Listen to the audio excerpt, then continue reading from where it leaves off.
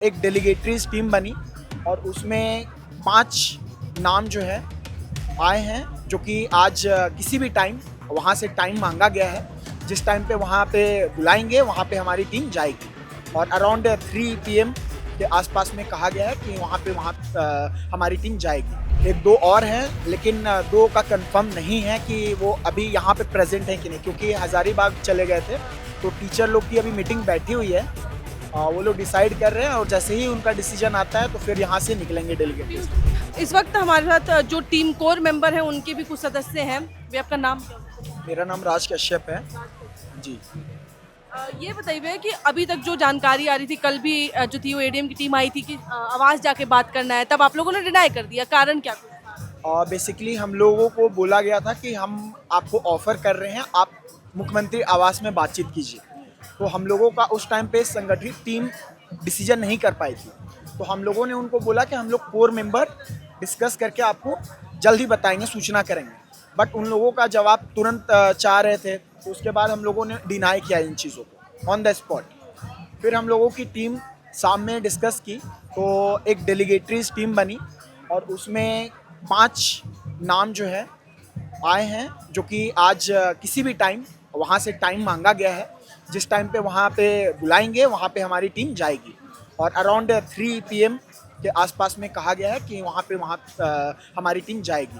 इसमें कुछ मेंबर होंगे ना जो कंफर्म होंगे, एक आध में हो रही होगी ना, तो वो कंफर्म मेंबर्स कौन कौन है? अभी तो फिलहाल पीयूष भैया हैं और एक दो और हैं, लेकिन दो का कंफर्म नहीं है कि वो अभी यहाँ पे प्रेजेंट हैं कि नहीं, क्योंकि हज़ारीबाग चले गए थे।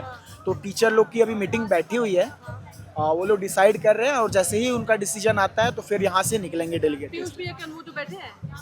नहीं, पीयूष भैया वो नहीं है। पीयूष भैया जो कॉन्फ्रेंस का मतलब कि अभी लीड जो कर रहे हैं। वही। हाँ। अच्छा, तो आप लोग की मुख्य मांगे क्या होने वाली हैं, कि आप लोगों ने क्या डिसाइड किया है कि सबसे पहले सबसे प्रायोरिटी बेसिस पे क्या आप मांग? सबसे पहले तो हमारा 3 फॉर्मेट है जिसके अंदर मांग को प्रारूप दिया गया है। पहला है जो जेपीएससी और जेएसएससी में धांधली हुई है उसको रद्द किया जाए।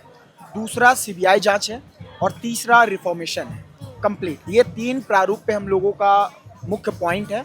उसके अंदर सब क्लॉज कर करके जो मांगे हैं, जैसे जेएसएससी सीजीएल में जो धांधली हुई है और जिस चीज़ में अभय तिवारी बैठे हैं, जिस एग्ज़ाम में, उनको प्रॉपर सीबीआई जांच हो। अभय तिवारी वाले केस में सीजीएल का जो एग्ज़ाम टीडीपीएल के द्वारा कराया गया है उसका भी सीबीआई जांच हो। और जो जेपीएससी 14th जेपीएससी हुई है उसकी तो कम्प्लीटली रद्द होनी चाहिए। और फिर जो है उसमें कुछ पॉइंट्स हैं जो उत्पाद सिपाही को लेकर के हैं, फिर आंसू लिपिक को लेकर के हैं, और फिर आपके दरोगा को बहाली को लेकर के हैं। फिर कुछ रनिंग का इशू है जो कि 6 मिनट में 1600 मीटर है, उसको बढ़ाने की मांग है। स्टूडेंट कंपनसेशन पॉलिसी के तहत 2 पॉइंट है, जिसमें स्टूडेंट को जो फॉर्म भरते हैं, जब एग्ज़ाम कैंसिल होती है संस्था के थ्रू, तो वो चीज़ें को रिफ़ंड किया जाए, वो पैसे को रिफ़ंड किया जाए। और री एग्ज़ामिनेशन जब ले तो वो अपने संस्थान अपने पैसे से कराए, ताकि स्टूडेंट को परेशानी ना हो। और दूसरी जो इसमें पॉइंट है वो ये है कि हमारी जो एज क्रॉस कर गई है, एज रिलैक्सेशन मिले। हाँ, मतलब जो जितना अभी तक एग्जाम में देरी हो गया उसके कारण आप लोग चाह रहे हैं कि थोड़ा सा एज यस। अभी देखिए दरोगा का बहाली जो है 2017 के बाद नहीं आया है, तो आप सोचिए ना 21 से 30 साल के बीच में कितने युवा होंगे जिनका एज क्रॉस हो गया और अभी तक वो बैठे नहीं, इवन उनको पता नहीं कि नोटिफिकेशन भी आया कि नहीं। तो कहीं ना कहीं इन चीज़ों को लेकर के कल हमारे साथ मंत्री इरफान अंसारी जी भी जुड़े हुए थे। नेशनल मीडिया पे डिबेट हुई हमारी, मैंने पॉइंट आउट किया इस पॉइंट को, तो वो बोले कि बम्पर भर्ती आ रहा है। तो फिर मैंने इस पॉइंट को कोट आउट करके और फिर बोला कि कहाँ है सर वैकेंसी, और है तो आखिर कौन ले रहा है सर, क्या आखिर चल रहा है सर, आप हमारी परिस्थितियों को समझिए। सुने ना, यहाँ मैं बोलूँगी, आपने इरफान अंसारी का जिक्र किया। इरफान अंसारी ने कहा कि जो छात्र बोल रहे हैं कि तो उनका कहना है कि थोड़ी बहुत धांधली हुई, गड़बड़ी हुई, इतना बड़ा नहीं हुआ है जितना छात्र बता रहे हैं। तो ये बयान आपको लगता है कि कितना हद तक सही है अभी इस समय पे? देखिए इरफान अंसारी जी एक्चुअल में कभी कभी न्यूएंसेस टाइप से करते हैं, है ना। उनका क्या है कि नहीं, उनके पास पॉइंट होता है ना, जवाब नहीं होता तो डायरेक्ट बीजेपी को पुट कर देते हैं। उनका एक पॉइंट पे यही आया था मुद्दा कि वो बीजेपी को जैसे ही पुट किए तो हमने बोला डिफेंड करते हुए कि सर बीजेपी ने वैसा किया तभी तो हमने दोबारा आपको सरकार में लाया ना सर। अगर हमें बीजेपी से प्रॉब्लम नहीं होती तो हम आपको दोबारा थोड़ी देते सरकार सर। तो फिर वो चुप हो गए और फिर पद्मजा मैम थी तो उन्होंने ओवरटेक करते हुए उनको लिया। तो हमारी जो मांगे हैं वो क्लियर है कि आप सर एक बार आकर के हमसे बातचीत तो कीजिए। कितना दूर है मुख्यमंत्री आवास, कितना दूर है इरफान अंसारी जी, आप आना नहीं चाह रहे, आपको कोई थोड़ी यहाँ पे मार देगा, आपको तो बुला रहे हैं सर, आइए माननीय मुख्यमंत्री। हालांकि जंतर मंतर पे जब हो रहा था तब महुआ माजी सांसद जो थी, जो जेएमएम की है, तमाम जो गठबंधन महागठबंधन के लोग हैं वहां तो वो लोग जाके कर रहे थे प्रदर्शन, खिलाफ में खड़े थे। तो आज अपने ही राज्य में नहीं आ पा रहे। देखिए मैम, सबसे बड़ी बात है ना, यही विडम्बना है हम लोगों के स्टेट में। Mahua Manjhi ma'am day before yesterday एक हम लोगों का नेशनल मीडिया पे बयान आया कि ये बीजेपी का कंडक्ट कर रही है और बीजेपी प्रमोट कर रही है इन छात्रों को। तो हमारे कुछ भाई थे डिफेंड करते हुए बोले कि आपको लग रहा है मैम कि ये सारे जो हम लोग भीग भीग करके बारिश में बैठे हुए हैं ये बीजेपी का प्रोटेस्ट है या बीजेपी हम लोगों को फंडिंग कर रही है, हम लोग एडमिट कार्ड ले लेके बैठे हुए हैं, क्या आपको पता नहीं है झारखंड में क्या चल रहा है? और ऐसी मैंने पूछा, ऐसी कौन सी पार्टी है मैम जो, वो भी नेशनल पार्टी, जो हम लोगों को हाथ में तिरपाल दे करके छोड़ देगी रात में भीगी है और हम लोग अपने कंधा दे दें उनको अपना पॉलिटिक्स चमकाने के लिए? क्या बेवकूफ़ समझे हैं क्या हम लोगों को? जितने लोग हैं सभी छात्रों, सभी का अपना दर्द है और ये दर्द को समझना पड़ेगा। सरकार जो है, अब देखिए ये लोग सोई हुई हैं, 2-3 दिन से कुछ खाया नहीं है इन लोगों ने, शर्म नहीं आ रही है जरा सा भी, मतलब बात भी कर लें आकर के, मतलब इन लोगों को सत्ता में आने के बाद इस तरह का लांछन लगाने लगते स्टूडेंट पे ही कि हम लोगों से कोई जवाब और सवाल ना पूछे, मतलब जवाबदेही नहीं है। अब बताइए, हमारे मुख्यमंत्री जी हैं, संवेदनशील बोलने में 2 मिनट का टाइम ले लेते हैं, तो उनसे क्या एक्सपेक्टेशन रहेगी हमारी? आप आइए सर, प्लीज़ आइए, हमारे इस साइट पे विजिट कीजिए, तब आपको दर्द समझ में आएगा। 2 दिन से मैं भीगा हूँ, तबीयत खराब है, बट फिर भी बैठा हुआ हूँ क्योंकि आगे हम लोगों को कुछ दिखाई नहीं दे रहा है। झारखंड में सरकार है, सरकार की नीति है, लेकिन उसके अलावा हम लोगों के पास कुछ नहीं है, सभी तो लाचार बैठे हुए हैं ना। तो एक बार कम से कम आके मिलिए और बातचीत कीजिए। हम लोगों की जो मांग है स्पष्ट है और इस बार हम लोग अपनी मांग को पूरा करवा के ही जाएंगे। अच्छा, क्या बताइए, क्लियर हुआ है कि कहाँ पे बातचीत करने के लिए बुलाया जा रहा है? क्या आवास पे होगा या फिर किसी और जगह होगा? देखिए, सबसे पहले तो हम लोग टाइम मांगे हैं और हमारा 2 ही ऑप्शन है। पहले तो हम लोग यहाँ पे इनवाइट कर रहे हैं उन लोगों को, अगर वो टीम आ जाती है। इरफान अंसारी जी ने जैसा बताया कि 4 मंत्री का एक कमेटी बना है, तो अगर वो कमेटी यहाँ पे आती है तो यहाँ पे ही छात्रों के बीच में बातचीत हो जाएगा। लेकिन देर रात हम लोगों की जिस तरह से बातचीत हुई, तो यहाँ पे जब वो लोग आएंगे तो गैदरिंग ज़्यादा हो जाएगा और आउटपुट नहीं निकल पाएगा। इसीलिए हम लोगों ने डिसाइड किया है प्रेस क्लब रांची में जाकर के बातचीत हो और प्रेस कॉन्फ्रेंस के माध्यम से सभी तक बात पहुँचे। तो ये हमारा प्रपोजल है, अब देखिए वो लोग क्या एक्सेप्ट करते हैं।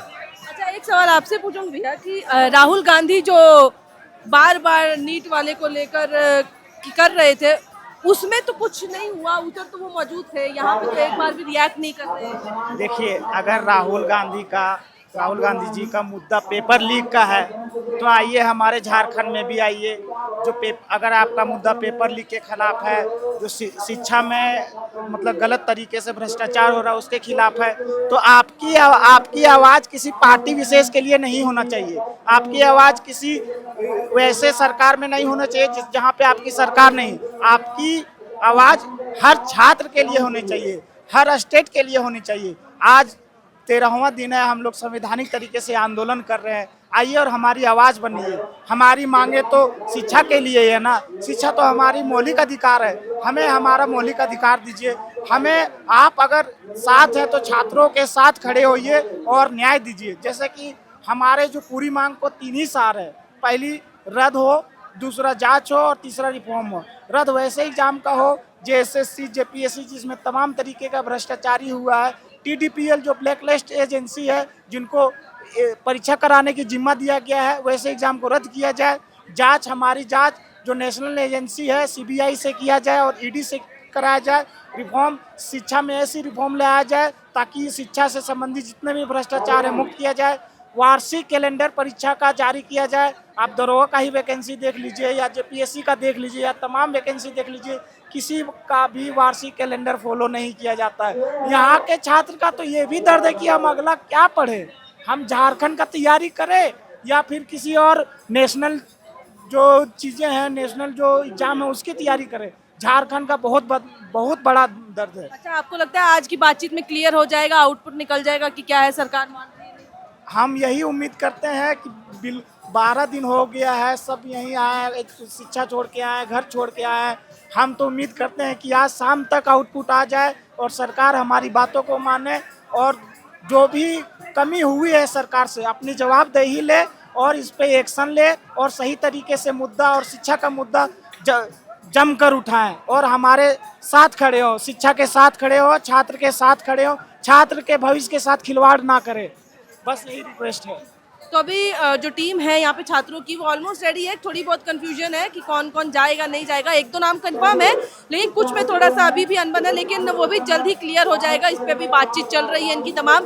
और दूसरी बात कि कहाँ जाएंगे, इन्होंने कह दिया है कि जो भी बातचीत होगी ऐसी जगह होगी जहाँ सिर्फ बंद कमरे में हम चार लोग और आपके 4 मंत्री ना हो, ऐसी जगह हो जहाँ बाकी लोग भी हो और बाकायदा वहाँ पे हम पे भी सबूत हो कि आपने क्या बोला और कहीं बात से आप पलट ना जाए। छात्रों को ये डर भी है, इसीलिए या तो ये लोग प्रेस क्लब की बात की जा रही है और कंफर्मेशन हालांकि जगह की टाइम की उनकी ओर से आएगा और ये लोग जो है वही इंतजार में है, यहाँ से रेडी हो जाएगी टीम, उनकी ओर से भी जो मंत्री हैं वो भी रेडी हैं ऑलमोस्ट और इनको उम्मीद है कि शाम तक अगर आज कुछ भी आउटपुट आता है, रिजल्ट आता है तो शायद ये आंदोलन खत्म भी हो सकता है। छात्रों की अगर मांग पूरी हो जाती है, आपने सबकी बातें सुन ली है, ये कोर मेंबर के एक जो साथी थे वो थे, बाकी और भी जो है उन कंफर्मेशन आ रही है, हम उनसे कोशिश करेंगे अगर क्लियर हो जाता है।